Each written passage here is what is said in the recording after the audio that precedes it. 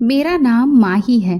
मुझे नहीं पता था कि मेरी किस्मत ऐसी निकलेगी और अचानक मेरे साथ इतना बड़ा मजाक करेगी कि जिसकी मैंने कभी उम्मीद भी नहीं की हो। रात हुई तो मेरी सास मुझे कमरे में लेकर चली गई। जैसे ही मैं उस कमरे के अंदर गई तो मुझे कमरे के अंदर कुछ अजीब अजीब सी चीज़ें नज़र आने लगी थीं। मैंने नज़र दौड़ाकर चारों तरफ देखा तो उस कमरे में जाने के बाद मुझे ऐसा लग रहा था जैसे मैं किसी गलत जगह पर आ गई हूँ। लेकिन सास बोली कि ये तुम्हारे पति का कमरा है। कुछ देर पहले ही मेरी शादी हुई थी।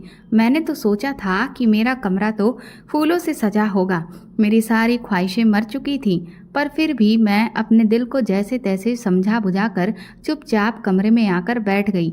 मैंने सोचा कि ये सब कुछ ना सही, पर कम से कम मेरा पति तो इतना अच्छा है कि मेरी सारी खुशियाँ उससे ही पूरी हो जाएंगी। लेकिन तभी अचानक मेरा पति कमरे में आया और आते ही उसने जो हरकतें करनी शुरू की, मेरे होश उड़ चुके थे। मेरा तो रो रो कर बुरा हाल हो चुका था, लेकिन उस पर तो जैसे कोई असर ही नहीं था। वो तो बस अपने मन का किए जा रहा था। मेरे अंदर अब नफरत सी भरने लगी थी, लेकिन यहाँ कोई नहीं था जो मेरी परवाह करता। फिर मेरा पति पूरी रात, हम 4 बहनें थीं। मेरी 2 बहनों की शादी हो चुकी थी। अब हम 2 बहनें ही कुंवारी बचे हुए थे। मेरी तीनों ही बहनें बहुत ज़्यादा खूबसूरत थीं। मुझसे मेरी 2 बड़ी बहनें थीं और मैं तीसरे नंबर की थी।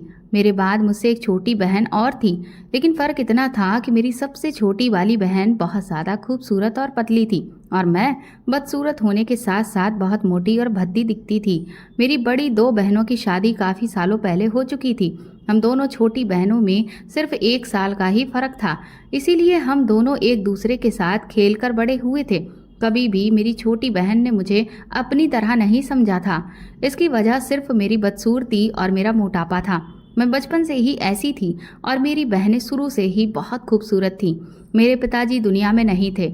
सब कहते थे कि मैं अपने पिता पर गई हूँ। मैं बिल्कुल अपने पिता जैसी दिखती थी, जबकि मेरी माँ बहुत ज़्यादा खूबसूरत थी। मेरी छोटी वाली बहन, जिसका नाम रागिनी था, वो तो बिल्कुल किसी हीरोइन की तरह दिखती थी। मेरी बदसूरत थी और मेरा मोटापा मुझे हर चीज़ में पीछे धकेल देता था। मैं जैसे ही आगे बढ़ने की कोशिश करती, आईने में अपनी शक्ल और शरीर को देखकर पीछे हट जाती थी। मेरी इस हालत ने मुझे शर्मिंदगी का कई जगह पर शिकार बनाया था। ऊपर से मेरी मम्मी और मेरी बहन के ताने मुझे जीने ही नहीं देते थे। मैं आज तक अपनी ज़िंदगी में कुछ नहीं कर सकी। बस अपनी पर्सनल लाइफ में ही अपनी पर्सनल ख्वाहिशों को ही मैंने पूरा किया था। बस यही सोचती रहती थी कि काश मेरा भी कोई चाहने वाला होता, जिसको मेरी चाहत होती और वो मुझे शादी करके अपने साथ ले जाता। मेरी इस हालत की वजह से मेरे रिश्ते भी नहीं लग पा रहे थे। काश मेरी भी ऐसी ही कहानी होती जैसे मेरी बहन की थी। हर लड़का मेरी बहन को देखते ही उस पर फिदा हो जाता था, पर मेरे जैसी बदसूरत और मोटी लड़कियां तो सिर्फ अब सपने ही देख सकती हैं। हकीकत में तो उनके साथ ऐसा कुछ भी नहीं होता। ये तो सब भाग्य की बात होती है। मेरी बहन हमेशा शीशे के सामने खड़े होकर अपनी खूबसूरती पर घमंड किया करती थी और बात बात पर मुझे ताने देती थी। मैं ये कड़वे घूंट बड़ी मुश्किल से पीती थी। कभी भी मैं किसी को अपनी बदसूरती और मोटापे के तानों पर पलट कर जवाब नहीं दिया था। मैं अपनी बहन से 1 साल बड़ी थी। मैं चाहती तो अपनी बहन को अपने हिसाब से डांट सकती थी, लेकिन मेरे घर में मेरी बड़ों वाली तो कोई इज्जत ही नहीं थी। मैंने फैसला कर लिया था कि मैं अपने लिए कोई स्टैंड लूंगी। रागिनी ज़्यादा खूबसूरत थी, इस वजह से मेरी मम्मी उसे घर में ही रहने देती थी, जबकि मम्मी मुझे जॉब करने की राय देती थी, क्योंकि हमारे घर में कोई कमाने वाला मर्द नहीं था। पहले तो मेरी मम्मी लोगों के घरों में जाकर काम किया करती थी, लेकिन अब उनकी तबीयत खराब रहने लगी थी, तो इसीलिए उनका ध्यान मुझ पर जाता था कि मैं कोई जॉब कर लूं। मैं पढ़ी लिखी थी और शुरू से ही डॉक्टर बनना चाहती थी। मैं डॉक्टर तो नहीं बन सकी, लेकिन मैंने नर्सिंग की जॉब शुरू कर दी थी। मुझे काम मिल गया था और इसी तरह से जॉब करते करते हमारे घर के हालात काफ़ी बेहतर हो गए थे। एक दिन मुझे एक बड़े घर में एक पेशेंट का ध्यान रखने के लिए जाना था। मेरी ड्यूटी वहाँ पर सुबह 11 बजे से लेकर शाम के 6 बजे तक होती थी। मैं उस दिन बहुत ही खुश थी। ये बहुत बड़ा बंगला था। ये एक औरत थी जिनकी तबीयत खराब रहती थी और उन्हें हमेशा एक नर्स की ज़रूरत होती थी, इसीलिए उन्होंने मुझे नौकरी पर रख लिया था। मैंने सुना था कि मैडम के 2 बेटे हैं, लेकिन मैंने नोटिस किया था कि सिर्फ एक लड़का ही मैडम के साथ रहता था। वो लड़का बहुत ही स्मार्ट था और मेरी उम्र का था। मैं जब भी उस लड़के को देखती तो मेरी यही चाहत होती कि काश मेरी शादी इसी तरह के किसी स्मार्ट लड़के से हो। पर मैं जानती थी कि मेरे साथ ऐसा बिल्कुल भी नहीं होगा, क्योंकि मेरी बदसूरती थी और मेरा मोटापा भी मेरी जिंदगी के बीच में टांग अड़ा दिया करता था। मुझे यहाँ पर नौकरी करते हुए काफ़ी दिन हो गए थे। एक दिन मेरी बहन रागिनी मुझसे बहुत जिद करने लगी कि मैं भी तुम्हारे साथ तुम्हारी मैडम का ख्याल रखने के लिए चलूँगी। मेरी मम्मी ने उसे सख्ती से मना किया कि तुम वहाँ पर नहीं जा सकती। इस तरह से तो माही के काम में भी रुकावट आ सकती है। तुम घर पर ही रहो, ये काम माही का है तो वो खुद कर लेगी, और फिर जो पैसे आते हैं उनमें से आधे पैसे मैं तुम्हें भी तो देती हूँ, तो तुम्हें किस बात की फिक्र हो रही है। अपनी मम्मी की बात सुनकर मैं हैरान रह गई कि मेरे कमाए हुए पैसे मेरी मम्मी रागिनी को देती हैं, लेकिन आज तक उन्होंने मुझे मेरी कमाई का 1 रुपया तक नहीं दिया था, जबकि मेरे भी तो बहुत खर्चे थे। क्या हमेशा सारी सख्तियाँ मुझे ही बर्दाश्त करनी हैं? जबकि रागिनी को तो मम्मी घर से बाहर ही नहीं निकलने देती थी। पर रागिनी मेरे साथ उस बड़े बंगले पर जाने के लिए बहुत जिद करने लगी।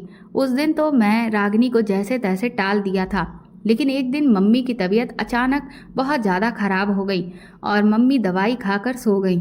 उस दिन रागिनी को अच्छा मौका मिल गया और उसने मुझसे कहा कि माही, मैं तुम्हारे साथ आज तुम्हारी मैडम के बंगले पर जाना चाहती हूँ।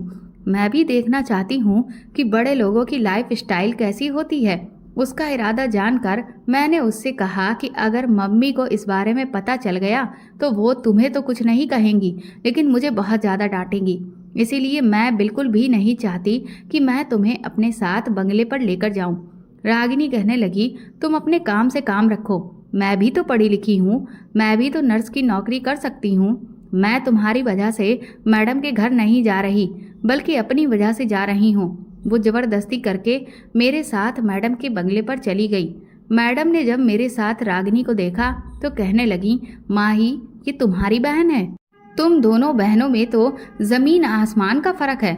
मैडम तो मेरी बहन से बहुत खुश हुई थी और रागिनी को अपने साथ बिठाने लगी थी।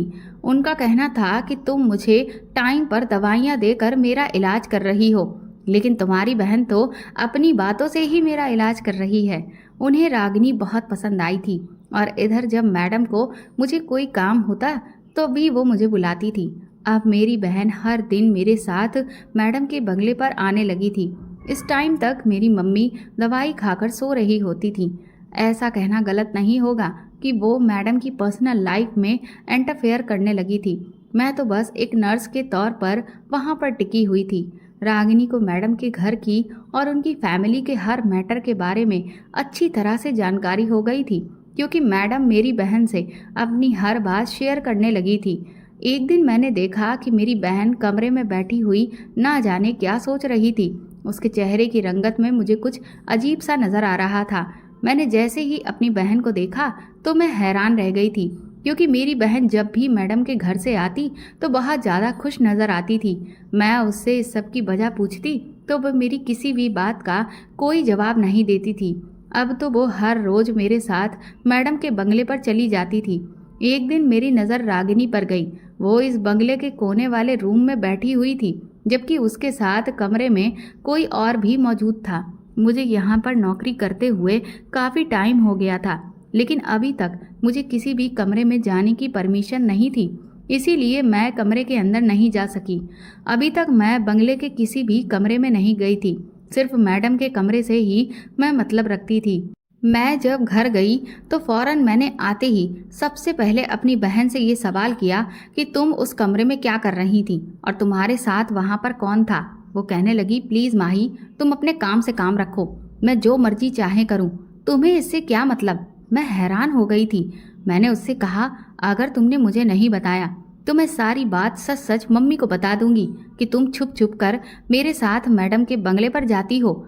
मेरी बात सुनकर तो वो डर से कांपने लगी थी, क्योंकि वो अच्छी तरह से जानती थी कि अगर मम्मी को ये बात पता चल गई तो उसकी काफ़ी धुलाई होगी। वो कहने लगी, प्लीज़ माही, ऐसा मत करो, मैं तुम्हें सारी बात बता देती हूँ। उसने फिर मुझे जो बताया उसे सुनकर के तो मुझे अपने कानों पर विश्वास नहीं हो रहा था। और मेरे होश पूरी तरह से उड़ चुके थे। मैंने रागिनी से कहा कि तुम ये सब कुछ क्या कर रही हो। मैं हैरान रह गई थी। मैंने उससे कहा कि मैं कभी नहीं सोच रही थी कि तुम इस तरह की भी हरकत कर सकती हो। तुम्हें पता भी है, अगर मैडम को इस बारे में पता चल गया तो खैर नहीं है। मैंने रागिनी से कहा कि तुम्हें पता भी है तुम ये क्या कर रही हो, ये हमारी इज्जत का सवाल है, प्लीज़ तुम ऐसा मत करो। रागिनी कहने लगी, देखो मैं खुद कुछ भी नहीं कर रही, उस लड़के ने ही मुझे बुलाया था और जब मैं उसके पास गई तो वो कहने लगा कि वो मुझसे प्यार कर बैठा है। फिर मैं क्या करती, मैंने भी उसे अपना मोबाइल नंबर दिया और कह दिया कि मैं शाम को फ्री होती हूँ, इसीलिए वो मुझे शाम को कॉल करता है और रात को मैसेज करके हम बातें करते हैं। रागिनी की ये बातें सुनकर तो मेरा पूरा शरीर डर से कांपने लगा था। मैं जानती थी कि मेरी बहन ऐसी ही है, अगर कोई उसकी खूबसूरती की तारीफ कर देता है तो उसका दिमाग आसमान पर चढ़ जाता है। उस लड़के ने भी ज़रूर मेरी बहन की तारीफ की होगी और मेरी बहन उसकी बातों में आकर उससे बातें करने लगी और उसने मैडम के बेटे को फंसा लिया। पर मेरी बहन का कहना था कि पहल तो मैडम के बेटे ने ही की है, जिसकी वजह से मैं भी खामोश हो गई थी। अब मेरी बहन हर रोज मेरे साथ बंगले पर जाती थी। मैं जैसे ही मैडम के बेटे को देखती तो वो मेरी बहन को देखकर मुस्कुरा रहा होता था। ये देखकर तो मुझ में एक जलन सी पैदा होने लगी थी कि काश मैं भी खूबसूरत और पतली होती, अपनी बहन के जितनी सुंदर होती तो मेरी भी एक अलग ही दुनिया होती। हर लड़का मुझे भी प्रपोज करता और मेरी खूबसूरती की तारीफ करता, लेकिन सच में तो ऐसा कुछ भी नहीं था। मैं इग्नोर कर दिया और मैं मैडम के रूम में उनके पास चली गई थी। मैंने अपनी बहन को काफ़ी समझाया था कि कहाँ हम गरीब लोग और कहाँ मैडम का अमीर बेटा, तुम दोनों का कोई मेल नहीं है। वो मुझ पर गुस्सा करने लगी और कहने लगी कि तुम शुरू से ही मुझसे जलती रही हो, तुम नहीं चाहती कि मैं अपनी ज़िंदगी में खुश रहूं, तभी तो तुम ऐसी बातें कर रही हो। और देखना मैं मैडम से खुद बात करूंगी कि वो मेरी शादी अपने बेटे से करवा दें, क्योंकि उनका बेटा मुझसे बहुत प्यार करता है। मैंने रागिनी से कहा, तुम मैडम से ऐसी कोई भी बात नहीं कहोगी, अगर उन्हें गुस्सा आ गया तो वो हमें नौकरी से भी निकाल सकती हैं। ये कहकर मैं खामोश हो गई, क्योंकि मैं जानती थी कि अगर मैंने उसे और समझाने की कोशिश की तो उसे यही लगेगा कि मैं उससे जल रही हूँ, जबकि मैं तो उसका भला ही चाहती थी। एक दिन रागिनी बहुत परेशान नजर आ रही थी। वो मेरे साथ बंगले पर नहीं गई। मुझे ऐसा लगा जैसे उसने मैडम से बात कर ली होगी और शायद मैडम ने उसे मना कर दिया होगा। मैं अभी यही सब सोच ही रही थी कि अचानक हमारे घर का दरवाज़ा बजा। मम्मी तो इस टाइम पर सो रही थी, लेकिन रागिनी जाग रही थी। जैसे ही मैंने दरवाज़ा खोला तो सामने मैडम को देखकर मैं हैरान रह गई थी कि वो इस टाइम पर हमारे घर कैसे आ गई। मैंने रागिनी का फेस नोटिस किया तो रागिनी का चेहरा तो खुशी के मारे खिल गया था। मैडम घर के अंदर आई तो वो मुझे बड़े प्यार से देखने लगी। वो मुझे काफ़ी प्यार करने लगी थी। उनको आते हुए देखकर रागिनी ने मम्मी को भी जगह दिया था। मैडम ने मम्मी के सामने मेरी बहुत तारीफ की। मैडम की तबीयत अब पहले से काफ़ी बेहतर हो गई थी, लेकिन फिर भी उनका ख्याल रखने के लिए मुझे उनके घर ड्यूटी देने जाना होता था। मैडम ने मेरी मम्मी को बताया कि माँ ही मेरा बहुत ख्याल रखती है और इसकी वजह से मैं ठीक हो पाई हूँ। मम्मी बहुत ज़्यादा हैरान थी कि आखिर मैडम को ऐसा कौन सा काम आ पड़ा जिसकी वजह से वो हमारे घर पर आई हैं। हमने अपने घर में उनकी खूब खातिरदारी की। कुछ देर बातें करने के बाद मैडम ने मम्मी से कहा कि देखिए भाभी जी, आपकी दोनों ही बेटियां बहुत सुंदर हैं। आपकी छोटी बेटी का भाग्य तो बहुत अच्छा है जो वो इतनी ज़्यादा सुंदर है, लेकिन आज मैं आपकी बेटी का रिश्ता अपने बेटे के लिए मांगने आई हूँ। ये बात सुनते ही हम सब लोग हैरान रह गए थे। मेरी मम्मी ने मैडम से कहा कि लेकिन मैडम जी, आप मेरी किस बेटी का रिश्ता मांगने आई हो? जब मैडम ने मेरी तरफ देखा तो मेरे तो होश ही उड़ गए थे। मुझे ऐसा लग रहा था कि जैसे मेरे भाग्य ही खुल गए हों। मेरी तो खुशी के ठिकाने ही नहीं थे। मैडम ने बड़े ही प्यार से मेरी तरफ देखकर कहा कि मैं आपकी बड़ी बेटी माही का रिश्ता अपने बेटे के लिए मांगने आई हूँ। ये बात सुनकर तो पहले मेरी मम्मी परेशान हो गई थी, उधर मेरी बहन बहुत बेफिक्र थी। उसे देखकर ऐसा लग रहा था जैसे उसे कुछ मालूम हो। मैं हैरान थी क्योंकि मुझे लगा था कि ये सब मेरी बहन को बिल्कुल भी अच्छा नहीं लगा होगा, लेकिन मेरी बहन तो खुश नज़र आ रही थी। मेरी मम्मी ने जैसे ही रागिनी को खुश होते हुए देखा तो उन्होंने मैडम से कहा, ठीक है, मुझे ये रिश्ता मंजूर है। इस तरह मेरा रिश्ता मैडम के बेटे के साथ तय हो गया और ये मेरी ज़िंदगी का सबसे बड़ा दिन था। पर मैं कहाँ जानती थी कि मेरी ज़िंदगी का सबसे बड़ा दिन नहीं बल्कि मेरी ज़िंदगी का सबसे बुरा दिन है। इसके बाद मेरी किस्मत और भी बदल जाएगी। मेरा ना जाने और किन किन परेशानियों से सामना होना था ये तो मैं भी नहीं जानती थी। मेरी शादी की तैयारी होने वाली थी और मैं दिल ही दिल में अपने और अपने होने वाले पति के बारे में सोच सोच कर खुश होने लगी थी, क्योंकि मुझे मैडम का बेटा पहले से ही अच्छा लगता था। मेरे इस रिश्ते से रागिनी भी खुश थी। इसी वजह से मैं बेफिक्र हो गई थी और मुझे भी अपनी बहन से अब कोई ऐतराज नहीं रहा था। वो मेरी शादी की खूब शॉपिंग कर रही थी। मेरा भी हर सामान अपनी पसंद से लेकर आ रही थी और मेरी सास के साथ वो खुद ही मेरी शादी के कपड़े सिलेक्ट करने गई थी। और फिर कुछ दिन बाद ही मेरी शादी का दिन भी आ गया था। रागिनी बहुत खुश थी, बल्कि रागिनी ने ही मुझे तैयार किया था। और फिर मेरी शादी मैडम के बेटे के साथ हो गई थी। सारे मेहमान चले गए थे। जब मैडम मुझे मेरे कमरे में लेकर गईं तो वो कमरा देखकर मैं हैरान रह गई और आंखें फाड़ फाड़ कर कमरे को चारों तरफ से देख रही थी। इस कमरे को देखकर मुझे अपनी आंखों पर विश्वास नहीं हो रहा था कि ये कमरा किसी नई नवेली दुल्हन का नहीं बल्कि किसी बच्चे का कमरा लग रहा था। और मैं सोच रही थी कि मुझे इस बच्चे के कमरे में क्यों लाया गया है। ये कमरा तो हर तरफ से बच्चों के खिलौने से भरा हुआ था। मुझे समझ नहीं आ रहा था कि मैडम मुझे मेरे कमरे में क्यों नहीं लेकर जा रही हैं। मैं बड़ी बेचैनी भरी नज़रों से मैडम की तरफ देख रही थी और उनसे कहा कि ये किसका रूम है मैडम। मैडम ने कहा तुम अब इसी कमरे में रहोगी। मैंने कहा लेकिन मैडम मैं तो अपने पति के साथ रहना चाहती हूँ। मेरी बात सुनकर मैडम हंसने लगी और कहने लगी माही ये तुम्हारा ही कमरा है, बल्कि ये तुम्हारे पति का ही कमरा है। ये सुनकर तो मुझे अपने कानों पर विश्वास नहीं हो रहा था। मैं इस कमरे को फिर से चारों तरफ घूम घूम कर देखने लगी। हर तरफ मुझे खिलौने और बच्चों के इस्तेमाल की चीज़ें ही नज़र आ रही थीं। ऐसा लग रहा था कि जैसे ये किसी छोटे बच्चे का कमरा है। मैडम मुझे इस तरह से रिएक्ट करते हुए देखकर कहने लगी देखो तुम अपने दिमाग पर ज़्यादा दबाव मत बनाओ और चुपचाप इस बेड पर दुल्हन बनकर बैठ जाओ। थोड़ी देर के बाद ही तुम्हारा पति आ जाएगा, फिर तुम्हें तुम्हारे सारे सवालों के जवाब मिल जाएंगे। मैंने मैडम की तरफ मुस्कुराते हुए देखा जैसे मुझे कोई फर्क ही नहीं पड़ रहा हो और फिर मैं जल्दी से घूंघट डालकर मासूम सी अदाओं से बेड पर बैठ गई। मैडम तो कमरे से जा चुकी थी और मैं अपने पति का इंतजार करने लगी थी। मेरे दिमाग में अजीब अजीब तरह के सवाल पैदा हो रहे थे कि ये कमरा कहीं से भी नई नवेली दुल्हन का नहीं लग रहा, क्योंकि नई दुल्हनों के कमरे तो फूलों से सजे हुए होते हैं ना कि खिलौनों से। कहीं ऐसा तो नहीं कि मेरा पति पहले से ही शादीशुदा हो और उसके पास बच्चा हो, ये रूम भी इस बच्चे का ही हो। लेकिन फिर इन गलत ख्यालों को अपने दिमाग से निकाल कर मैं सोचने लगी कि नहीं, ऐसा नहीं हो सकता। थोड़ी देर के बाद ही कमरे का दरवाज़ा नॉक हुआ था। मेरा दिल तो तेज़ तेज़ धड़क रहा था और जल्दी से मैं ठीक से होकर बैठ गई। शर्म की वजह से मेरी तो नज़रें ही नहीं उठ रही थी कि मैं अपने पति को देख सकूं।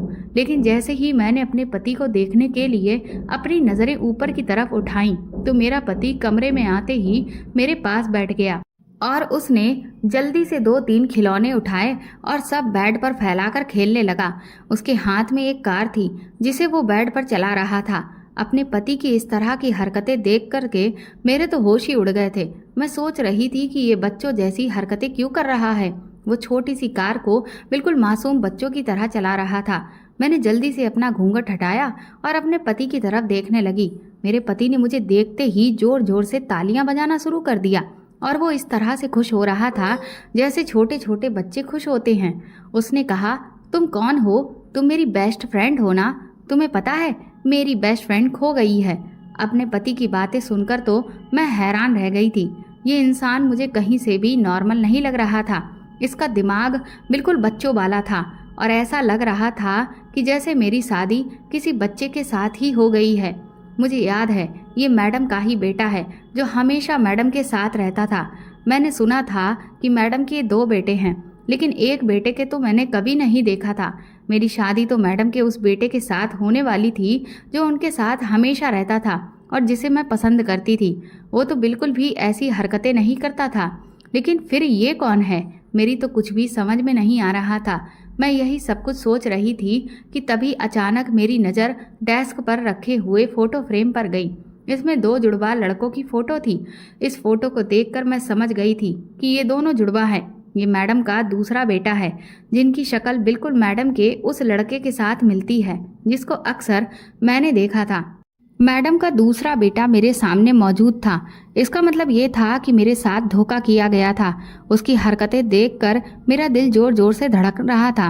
वो मेरे पास आकर कहने लगा, बेस्टी तुम बहुत प्यारी लग रही हो। मेरी मम्मी ने बताया था कि आज मेरी शादी होने वाली है और मुझे मेरे साथ खेलने के लिए एक बेस्ट फ्रेंड मिलने वाली है। तुम ही वो बेस्ट फ्रेंड हो जो मेरे साथ खेला करेगी। मैं जल्दी से गुस्सा होकर बेड से उठी और उसे कहने लगी, ये तुम क्या कह रहे हो? कैसी बातें कर रहे हो? तुम होश में तो हो? जबकि वो मेरी इतनी तेज आवाज़ सुनकर सहम गया और खामोश हो गया। फिर वो मुंह बनाते हुए कहने लगा, बेस्टी तुमने मुझे डांटा है। मैं तुम्हारी शिकायत अपनी मम्मी से करके आता हूँ। मैं समझ गई थी कि मैडम का दूसरा बेटा दिमागी तौर पर बिल्कुल भी ठीक नहीं है और उसी के साथ मेरी शादी हुई है। लेकिन इतना घिनौना खेल मेरे साथ रचाया गया था, मैंने कभी ऐसा सपने में भी नहीं सोचा था कि मेरे साथ इतना बड़ा धोखा भी हो सकता है। मेरा दिमाग बुरी तरह से चकरा रहा था। मेरा दिल तो कर रहा था कि मैं अभी और इसी वक्त मैडम के पास जाऊं और उनसे चिल्लाकर कहूं, क्या मेरी इतनी ही औकात थी कि उन्होंने अपने पागल बेटे के साथ मेरी शादी कर दी और मुझसे पूछा भी नहीं। मैं खुद को ही कसूरवार समझ रही थी कि मैंने ही खुद क्यों नहीं सोचा कि मेरी शादी किससे की जा रही है। मैं इतनी अंधी हो गई थी कि मैंने जानने की कोशिश ही नहीं की। मैडम का एक और बेटा भी है। मुझे तो यही लगा था कि मेरी शादी मैडम के उसी बेटे के साथ हुई है जिसको मैं हमेशा से देखती आई हूँ। लेकिन अचानक से उसकी इस शकल वाले पागल बेटे को देखकर तो मैं हैरान रह गई थी और मैं ये भूल गई थी कि मैं इतनी बदसूरत और मोटी हूँ कि मैं उनके इतने स्मार्ट लड़के के साथ कैसे रहूँगी। वो लड़का मुझे डिज़र्व नहीं करता। मेरे लिए तो शायद इस पागल लड़के जैसा ही पति डिज़र्व करता था जिसके साथ मेरी अब शादी हो गई थी। मैंने बिल्कुल इस बारे में नहीं सोचा और यही समझा था कि मेरी शादी उसी के साथ हो रही है जिसे मैं पसंद करती थी। ये चेहरा तो वही था, लेकिन ये वो इंसान नहीं था। मेरी गलतफहमी का पर्दा मेरे सामने से उठ गया था। अब मेरे सामने सच्चाई थी। मैंने ये क्यों नहीं समझा कि मैडम के 2 जुड़वा बेटे भी हो सकते हैं। मैं ऐसा नहीं कर सकती थी कि अपना गुस्सा अपने इस पागल पति पर निकालती और मेरी गलती ये मेरा पागल पति अपनी माँ को बता देता। मैंने अपने पागल पति का हाथ पकड़ा और उससे प्यार से कहने लगी, मुझसे गलती हो गई है। मेरी शिकायत अपनी मम्मी से मत करना। मैंने अपने हाथ जोड़ लिए, कान पकड़ लिए और कहा कि प्लीज़ मुझे माफ़ कर दो। मैंने तुम्हें डांट दिया है, लेकिन मैं आगे से तुम्हें कभी नहीं डांटूंगी। और तुमने ठीक कहा, तुम्हारी शादी तुम्हारी बेस्टी के साथ हुई है। मैं तुम्हारी बेस्टी ही तो हूँ। देखो तुम्हारी बेस्टी कितनी प्यारी लग रही है और तुम्हारी बेस्टी अब तुम्हारे साथ ही खेला करेगी। मैं अंदर ही अंदर अपनी किस्मत पर रो रही थी। मैंने कभी नहीं सोचा था कि ऐसी बातें भी मुझे अपने पति के साथ करनी पड़ेंगी। मेरे पति ने जैसे ही मेरी बातें सुनी, वो खुशी से उछलने लगा और कहने लगा था कि थैंक यू मेरी बेस्टी, चलो हम दोनों खिलौनों के साथ खेलते हैं। मैं दिल ही दिल में खून के आंसू रो रही थी। वो रात तो मेरी जैसे तैसे गुजर गई थी। अगले दिन जैसे ही मेरी आंख खुली तो मेरी बहन आई हुई थी। मैंने उसे नफरत भरी नज़र से देखा। वो मुझे बहुत खुश नज़र आ रही थी। वो मेरे पास आकर कहने लगी, माही तुम्हारी रात कैसी गुजरी है अपने पागल पति के साथ? ये कहकर वो खूब जोर जोर से हंसने लगी। इसका मतलब कि वो मेरे जख्मों पर नमक छिड़कने के लिए आई थी, जबकि मैं तो इतनी ज़्यादा परेशान थी और यही सोच रही थी कि मुझे अपनी बहन की बातों का बुरा नहीं मानना चाहिए। बस इसी वजह से मैं खामोश रही थी। अचानक उस लड़के की आवाज़ आई जिसके साथ मैंने अपने सारे सपने सजाए थे। वो मेरे पति का भाई था, जिसकी शक्ल हूबहू मेरे पति से मिलती थी। उसके बोलने के अंदाज से मैं सोच में पड़ गई थी कि मैं तो इससे शादी करना चाहती थी, लेकिन मेरी शादी इसी की शक्ल जैसे पागल लड़के के साथ हो गई है। उसने मेरी बहन से कहा, अब तो तुम्हारा रास्ता साफ हो गया है। अब देखना, मैं जल्द से जल्द तुमसे शादी कर लूँगा और फिर तुम इस घर में राज करोगी। ये सुनकर तो मेरे पैरों तले से ज़मीन निकल गई। मैं जान गई थी कि ये सब कुछ मेरी बहन का ही किया धरा है। उसी ने ही इस शर्त पर मेरी शादी उस पागल लड़के से करवा दी थी। ताकि वो अपनी पसंद से इस लड़के के साथ शादी कर सके। मैं हैरान हो गई थी, लेकिन अब मैं और ये सब कुछ खामोशी से बर्दाश्त नहीं कर सकती थी। अचानक मैं उठी और अपनी बहन को झंझोड़ कर कहने लगी कि तुम क्या सच में मेरी बहन हो? क्या हम दोनों सगी बहनें हैं? तुमने तो मेरी जिंदगी बर्बाद ही कर दी है। मुझे नहीं पता था कि तुम मेरे साथ इतनी बड़ी चाल भी चल सकती हो। तुमने ही धोखे से मेरी शादी इसके पागल भाई के साथ करवाई है ना? तुम जानती थी कि इसकी शकल जैसा इसका एक और भाई है और वो पागल है, लेकिन फिर भी तुमने ये सब कुछ होने दिया। रागिनी कहने लगी कि हाँ, मैं तुम्हारी शादी अपने होने वाले जेठ के साथ करवाई है, क्योंकि मैडम ने शर्त रखी थी कि वो सबसे पहले अपने बड़े बेटे की शादी करेंगी। अब दिक्कत यही थी कि उनका बड़ा बेटा तो पागल है, जिसका रिश्ता नहीं लग पा रहा था और ना ही कभी उसकी शादी हो सकती है। जैसे हमारे घर में तुम्हें ही देख लो, मैं इतनी खूबसूरत हूँ, लेकिन तुम मेरी बड़ी बहन हो। तुम इतनी बदसूरत और मोटी भद्दी सी दिखने वाली लड़की मेरी बड़ी बहन हो, जिसकी वजह से मम्मी मेरा रिश्ता नहीं करना चाह रही, क्योंकि मुझे शादी करने का बहुत शौक है और बहुत ही जल्दी भी है। मैं तो रजत से प्यार करती हूँ। अब जैसी कंडीशन हमारे घर पर थी, ऐसी ही कंडीशन रजत की फैमिली में भी थी। जब मैडम हमारे यहाँ अपने बड़े और पागल बेटे का रिश्ता तुम्हारे लिए लेकर गई, तो मम्मी ने आसानी से तुम्हारे रिश्ते के लिए हाँ करती थी। मैडम की तो बहुत बड़ी परेशानी हल हो गई थी। वो तो वैसे भी अपने बड़े बेटे से बहुत प्यार करती हैं। वो पागल हैं, उसे लोग पागल कहते हैं तो उन्हें बहुत तकलीफ होती है। इसीलिए तो उन्होंने अपने पागल बेटे को शुरू से ही किसी के सामने आने नहीं दिया है। अब वो बंद कमरे में ही जवान हो गया, तो वो चाहती है कि वो सबसे पहले उसी की शादी करें, क्योंकि उनका बेटा रजत सुमित से 1 मिनट बाद है। इन दोनों की पैदाइश में 1 मिनट का फर्क है। मैडम तो मम्मी के इस रिश्ते से हाँ करने पर बहुत ज़्यादा खुश हो गई थी। उन्हें लगा कि उनके पागल बेटे की शादी एक नॉर्मल लड़की के साथ हो रही है, यही बहुत बड़ी बात है। वरना तुम जैसी को कौन अपने मुंह लगाता? तुम बदसूरत और रजत का भाई सुमित पागल, और तुम दोनों ही हम दोनों के रिश्ते में रुकावट पैदा कर रहे थे। इसलिए हम दोनों ने ही ये प्लान बनाया कि क्यों ना तुम दोनों की ही आपस में शादी करवा दी जाए। इस तरह से हम दोनों के आगे का रास्ता भी साफ हो जाएगा। हमारी शादी से पहले हमारे बड़े भाई बहनों की भी शादी हो जाएगी और फिर हम दोनों एक दूसरे से आसानी से शादी भी कर सकेंगे। रागिनी की बातें सुनकर तो मैं बुरी तरह से रोने लगी थी। मैं उसे कोसने लगी कि तुम फिक्र मत करो, तुम्हारे साथ भी एक दिन इतना ही बड़ा धोखा होगा। तुम देखना, मैं तुम्हें छोड़ूंगी नहीं। मैं ऐसी हूँ तो इसमें मेरी कोई गलती नहीं है। मुझे भी उसी भगवान ने बनाया है जिसने तुम्हें बनाया है। तुम फिक्र मत करो, मेरा भगवान तुमसे बदला लेकर ही रहेगा। मैं अपनी बहन को बुरा भला कहकर रोती हुई अपने कमरे में आ गई थी। इधर आई तो मेरा पागल पति अपने खिलौनों के साथ खेल रहा था। उसे देख देख कर तो मुझे और भी ज़्यादा गुस्सा आ रहा था और मैं सोचने लगी थी कि शुरू से लेकर अब तक मेरे साथ किस्मत ने काफ़ी मजाक किया है, लेकिन अब ये मजाक मैं सहन नहीं कर पा रही हूँ। मैं दरवाजे पर खड़ी हुई रो रही थी और मेरा पूरा चेहरा आंसुओं से भीगा हुआ था। मेरे पति का नाम सुमित था। जैसे ही सुमित की नज़र मुझ पर पड़ी, वो मेरे करीब आया और मेरे आंसू पोंछने लगा और कहने लगा, बेस्टी तुम क्यों रो रही हो? मैंने जल्दी से अपने आंसू साफ किए। वो कहने लगा, बेस्टी मैं समझ गया हूँ तुम रो रही हो। तुम्हें किसी ने मारा है या फिर तुम्हें किसी ने डांट लगाई है तो तुम मुझे बताओ, मैं मम्मी से उसकी शिकायत कर दूंगा। मैंने मुस्कुराकर सुमित से कहा कि नहीं नहीं सुमित, मुझे किसी ने नहीं डांटा है। मैंने सुमित के मासूम चेहरे की तरफ देखा। वो बिल्कुल छोटा सा बच्चा लगता था। उसकी उम्र तो 25 साल थी, लेकिन उसे देखकर कोई भी नहीं कह सकता था कि वो 25 साल का जवान लड़का है। मैंने सुमित से कहा, सुमित मैं तुमसे एक बात पूछना चाहती हूँ। वो कहने लगा, हाँ हाँ पूछो। मैंने कहा, सुमित क्या मैं तुम्हें पसंद हूँ? मैं इतनी बुरी हूँ कि हमेशा मेरे साथ बुरा ही होना चाहिए? सुमित ने कहा, सच कहूँ बेस्टी तो तुम बिल्कुल भी बुरी नहीं हो। तुम तो बहुत अच्छी हो। तुम दुनिया की सबसे खूबसूरत लड़की हो। तुम मुझे बहुत पसंद हो और सबसे अच्छी तो तुम्हारी आदत है। जिस तरह तुम मुझसे प्यार से बात करती हो ना, इस तरह तो मुझे कोई भी बात नहीं करता सिवाय मेरी मम्मी के। उसकी ये बात सुनकर मेरी आंखों से आंसू आ गए थे, क्योंकि जितनी तारीफ आज वो मेरी कर रहा था, इससे पहले कभी किसी ने मेरी तारीफ नहीं की थी। उसने मुझसे कहा, अरे बेस्टी तुम फिर से रोने लगी। उसने मुझे टिश्यू दिया और कहा कि अपने आंसू साफ करो। मैं अफसोस कर रही थी कि मेरी सारी ज़िंदगी अब ऐसे ही गुजरने वाली है और सोचने लगी थी शायद मेरी ज़िंदगी और सुमित की ज़िंदगी में कोई फ़र्क नहीं है।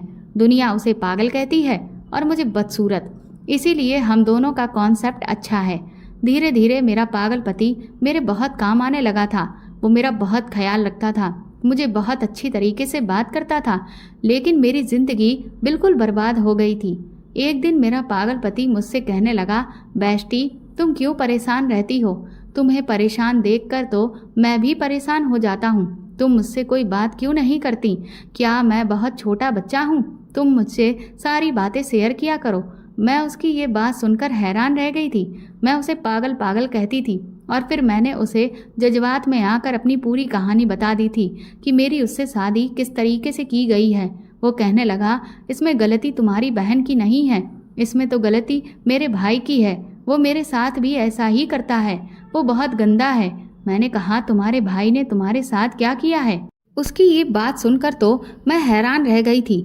उसने कहा, भाई मुझे दवाई खिलाता है, कहता है कि तुम बिल्कुल मेरी तरह ठीक हो जाओगे। मैं दवाई नहीं खाना चाहता, लेकिन फिर भी वो मुझे ज़बरदस्ती दवाई खिला देता है और दवाई से मुझे कोई फ़र्क भी नहीं होता। जब से तुम आई हो भाई को कमरे में आने का मौका ही नहीं मिलता, लेकिन तुम अगर किसी काम में लग जाती हो तो भाई मुझे दवाई खिला देता है। मैंने उससे कहा, सुमित तुम्हारा भाई तुम्हें कैसी दवाई खिलाता है? क्या तुम मुझे वो दवाई दिखा सकते हो? तो वो फौरन ही अपनी अलमारी के पास गया और दवाई का बैग उठाकर मेरे पास ले आया। मैंने जैसे ही वो मेडिसिन देखी, मेरे सर पर तो आसमान टूट पड़ा था, क्योंकि वो दवाइयाँ तो गलत थीं। ऐसी दवाइयों की वजह से तो मेरे पति का दिमाग सुन्न ही रहता था। मैं सोच में पड़ गई थी कि ना जाने रजत मेरे पति के साथ ऐसा क्यों कर रहा है। इसका मतलब ये था कि मेरी बहन ने मेरी ज़िंदगी का मजाक बना दिया था और इधर सुमित का भाई भी उसकी ज़िंदगी के साथ खिलवाड़ कर रहा था। अब मैंने सोच लिया था कि मैं सच्चाई का पता लगाकर ही रहूँगी। मैंने सुमित को बता दिया कि ये दवाइयाँ गलत हैं और तुम्हारा भाई तुम्हें दिन ब दिन इन दवाइयों से तुम्हें पागल कर रहा है। मेरी बात सुनकर सुमित की आंखों में आंसू आ गए थे। उसने मुझे बताया कि हमें इस बारे में मम्मी को बताना चाहिए। मैंने इस बारे में अपनी सास को बताया तो ये सुनकर मेरी सास के होश उड़ गए थे। और तो और मैंने उनको मेडिसिन भी दिखाई थी जो उनका बेटा मेरे पति को दिया करता था। पता नहीं मेरी बहन और मेरा देवर हम दोनों से किस बात का बदला निकाल रहे थे। मेरी सास ने रजत को अपने पास बुलाया और उसे वो दवाइयाँ दिखाईं।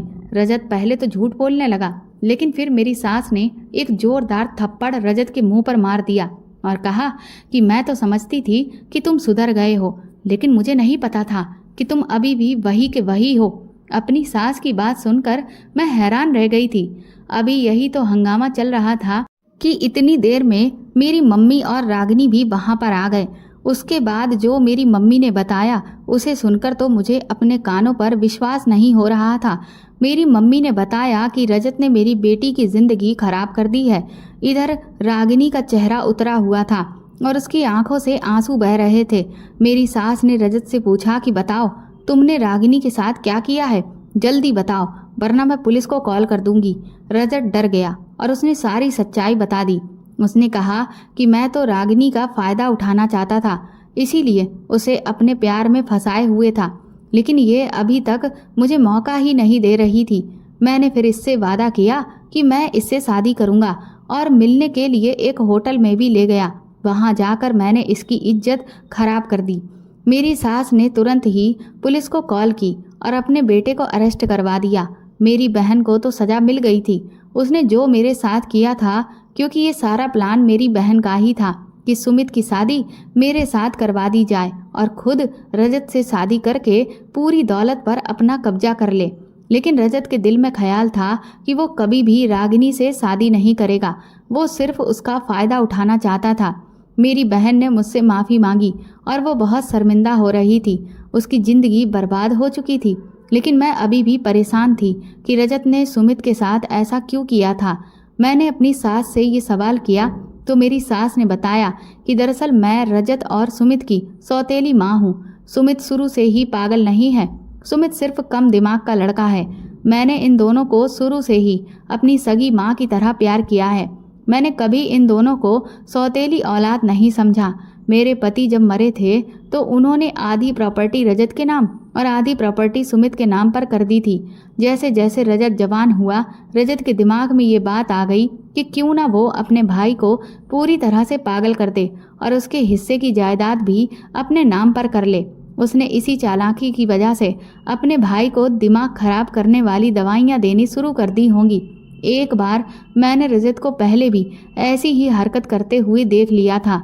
तब उसने मुझसे बहुत माफ़ी मांगी थी और कहा था कि वो ऐसी गलती कभी नहीं करेगा, लेकिन अब उसने दोबारा से वही गलती दोहराई है। मेरे लिए दोनों ही बच्चे बराबर हैं, लेकिन मुझे ये नहीं पता था कि रजत इतना ज़्यादा बिगड़ जाएगा कि उसे दौलत के आगे अपना बड़ा भाई भी दिखाई नहीं देगा। मेरी बहन को तो उसके किए की सज़ा मिल चुकी थी। मेरी सास ने कहा कि वो रजत को अब दोबारा इस घर में घुसने नहीं देंगी। अगर वो जेल से रिहा होकर आ भी गया तो मेरी सास उसे उसकी प्रॉपर्टी का हिस्सा देकर उसे घर से निकाल देंगी और उससे सारे संबंध खत्म कर देंगी। मैंने ऐसी सौतेली माँ, जिसने अपने दोनों सौतेले बच्चों की परवरिश सगी माँ की तरह की थी, पहली बार देखी थी। लेकिन शायद एक बेटे ने ही ये बात नहीं समझी कि ये औरत सौतेली माँ होते हुए भी उनको सगी माँ की तरह समझ रही है। मेरी बहन तो अपने किए पर बहुत पछता रही थी। उधर रजत को भी उसकी गलती की सज़ा जेल में मिल रही है। मैंने अपने पति का इलाज एक अच्छे डॉक्टर से करवाना शुरू कर दिया। धीरे धीरे मेरे पति की हालत बेहतर होने लगी और एक दिन मैं जिस इंसान से प्यार करती थी वही मुझे वापस मिल गया। सुमित को मेरी बदसूरती और मेरे मोटापे से कोई शिकायत नहीं थी। उसे तो सिर्फ मेरी सीरत पसंद आई थी। मेरी बहन दिन रात अपनी गलती पर अफसोस करती रहती थी। उसने रजत पर आंख बंद करके भरोसा किया था और दौलत के सपने देखे थे। इधर रजत ने उसे धोखा दिया। मेरी बहन दिन रात रोती रहती थी। फिर माँ ने रागिनी के लिए भी एक सही रिश्ता देखकर उसकी शादी कर दी। रागिनी का पति एक फैक्ट्री में काम करता है।